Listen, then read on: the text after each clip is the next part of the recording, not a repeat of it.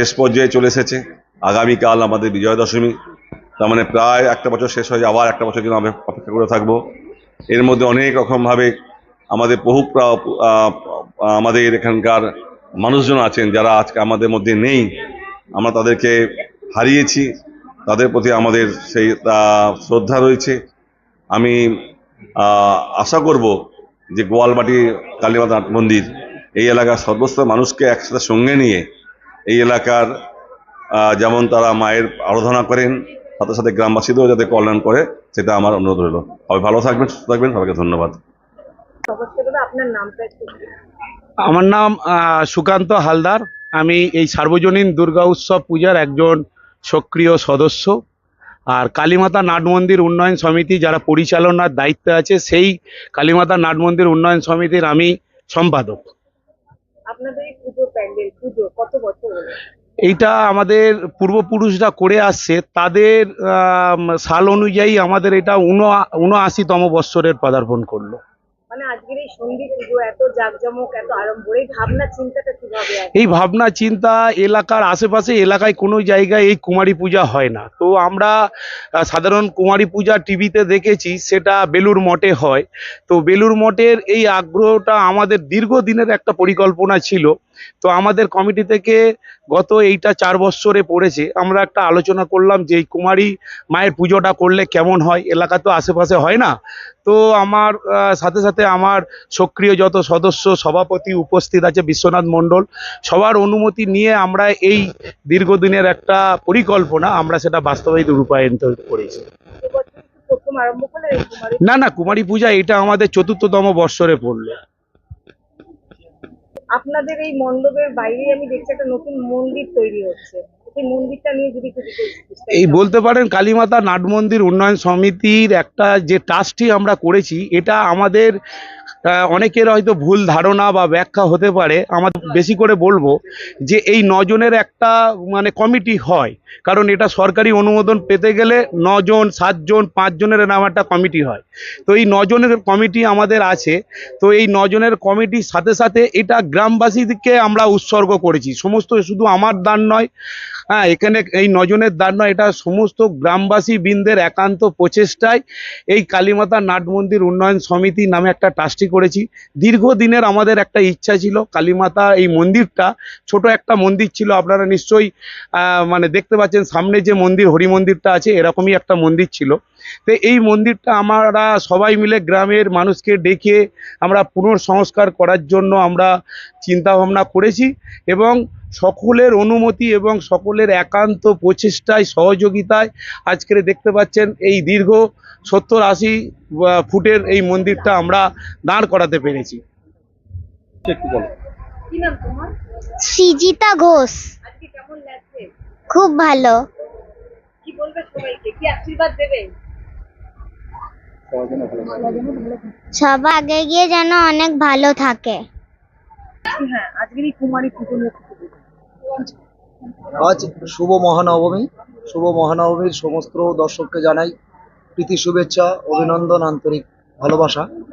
এই কুমারী পূজা হলো মায়ের শিশুরূপের পূজা, যে পূজার মাধ্যমে আমরা সমস্ত কুমারী বা ছোট ছোট মেয়েদের সন্তান রূপে যে লালন পালন করি, তাদের মধ্যে যে দেবী বিরাজ করেন, সেই রূপে আমরা আজকে এই ছোট কন্যার পূজা করব।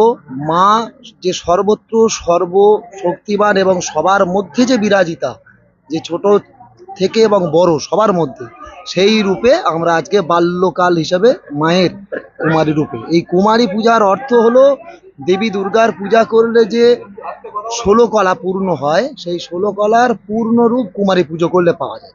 আমাদের বিভিন্ন জায়গায় পূজা হয়, যে হোম হয়, তারপরে বলিদান হয়, তারপরে এই যে জপ পূজার যে আনুষঙ্গিক, সেখানে 12 ভাগ পাওয়া যায়। কিন্তু কুমারী পূজাটা হলো সম্পূর্ণ 16 কলা, মানে 16টা যে ভাগের যে পূরণের ফল, সেই পূর্ণ ফলটা পাওয়া যায়। যেমন আমাদের সংকল্প বাক্য আছে চতুর্বর্গ ফলপ্রাপ্তি, যেমন ধর্ম অর্থ কাম মোক্ষ, এই 4টে ভাগের পূর্ণ ফল এই কুমারী পুজোর মাধ্যমে সম্পূর্ণ হয়। এই আমাদের কুমারী, সেই জন্য আজকে এই গোয়ালবাটি গ্রামবাসীবৃন্দ সবার মঙ্গল কামনায় সমস্ত এলাকা বা সমস্ত পৃথিবীবাসীর মঙ্গল কামনায় আজকে আমাদের এই কুমারী রূপে মায়ের পূজা হবে। যে কুমারী রূপে মা এসেছেন আমাদের মধ্যে, সবাইকে আশীর্বাদ করুক, মায়ের কাছে এটাই প্রার্থনা করি যাতে মা সবাইকে, সন্তানাদির বা আমাদের এই মর্তবাসীর সবাইকে ভালো রাখুক, সুস্থ রাখুক, সবাই আনন্দে পূজা কাটুক এবং সবাই আনন্দে সবাই মায়ের এই পূজায় মেতে উঠুক। আমার নাম শ্রী সুকান্ত চক্রবর্তী, ইনি আমার মামা হন। ইনিও আমার অনেক দিন সহকারে, এনার নাম হলো বিশ্বজিৎ চক্রবর্তী। ইনি আমার সাথে অনেক দিন এবং আমার আগে ইনি এই মণ্ডপে পূজা করতে এবং এই আজকে আমার সাথে এখনো পর্যন্ত উনি আছেন। আমরা এইভাবে মায়ের যতটুকু মায়ের ইচ্ছায়, মায়ের কৃপায় পূজা করছি। আজকে মায়ের সামনে আরেক মাকে পেয়েছি। মা, আপনার নামটা কি? আমার নাম মন্দিরা মণ্ডল। আপনি কত বছরের পুজো মণ্ডপে পুজো দিচ্ছেন? আমি গোয়ালবাটিতে আমার বিয়ে হয়ে এসেছি, 50 বছর আমি এখানে আছি। এই যে মায়ের পুজো আপনাদের গ্রামে সব মায়েদের কেমন অনুভূতি, কেমন লাগে? আমরা খুব মেয়েরা আমরা সবাই আনন্দ করি, সবাই বহু বছর, আমি 50 বছর এসে এই পূজার সঙ্গেই মনে যোগাযোগ আছে। সব কিছু আমরা মানে পূজার এই সব আয়োজন করা, হ্যাঁ, সবাই দীর্ঘদিন, আমরা আগেও একজন থাকে, পরেও যারা থাকে সবাই মিলেমিশে আমরা এই পুজোর আয়োজনটা করি, এই সুন্দরভাবে পুজোটা মানে করি। তা আমরা এই কুমারী মায়ের পূজাটা এই 4 বছর, দীর্ঘ 4 বছর মানে আমরা শুরু করেছি। হ্যাঁ, ঠিক আছে দাদা।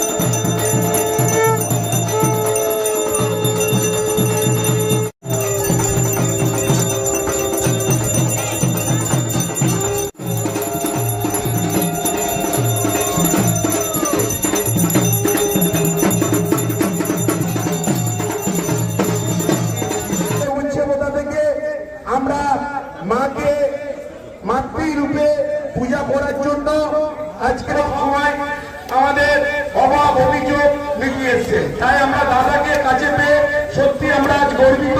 ওনার অমূল্য সময় নিয়ে উনি আমাদের কাছে এসেছেন।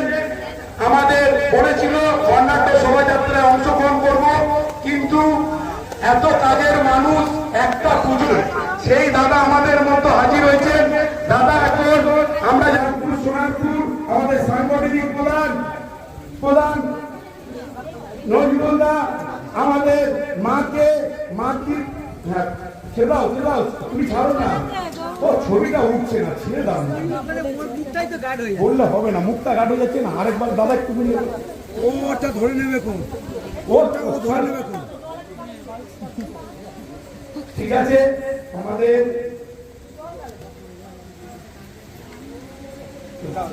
তুমি ওটা বাস বলো দুর্গা মাইকি, বলো দুর্গা মাইকি। আমাদের দাদা আমাদের গর্বের বিষয়, উনি ওনার অমূল্য সময় নিয়ে কথা দিয়ে, কথা যে মানুষটা রাখে তাকে নিয়ে আমাদের গর্ব এবং আমাদের হৃদয় জড়িয়ে যায়। আজকে আমরা দিদি আমাদের বলে গেছিল যে এই বর্ণাঢ্য শোভাযাত্রায়